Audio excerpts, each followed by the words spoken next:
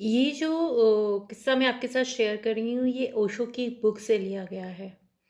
ओशो ने अपनी एक बुक में लिखा कि एक बहुत अच्छे मैथमेटिशियन थे, वो बहुत काबिल थे और एक बार वो अपने बेटे के बर्थडे के लिए एक गिफ्ट लेने के लिए गए।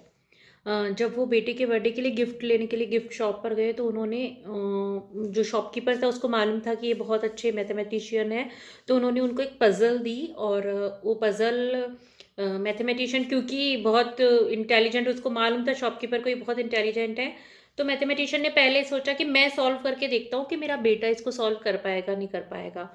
तो उन्होंने जब उस पज़ल को सॉल्व करने की कोशिश करी तो आधा घंटा हो गया, 1 घंटा हो गया, उस पज़ल को सॉल्व ही नहीं कर पा रहे थे।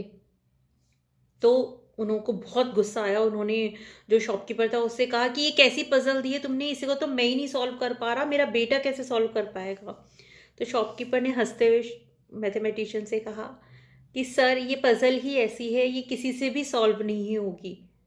तो उन्होंने कहा कि ऐसी कैसी पज़ल है जो सॉल्व ही नहीं होगी?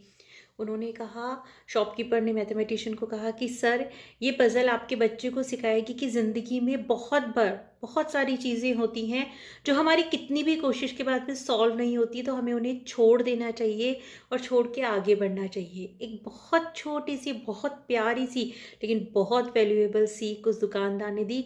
हमारे साथ भी ऐसा होता है कि कई बार हमारी सारी कोशिशें करने के बाद भी कोई समस्या अगर समाधान नहीं हो रही है, उसका समाधान हमें नहीं मिल रहा है, तो हमें उसे समय पर छोड़ देना चाहिए, उसे छोड़कर आगे बढ़ जाना चाहिए क्योंकि शायद कुछ पज़ल्स इसीलिए बनी हैं कि वो कभी ना सॉल्व हों।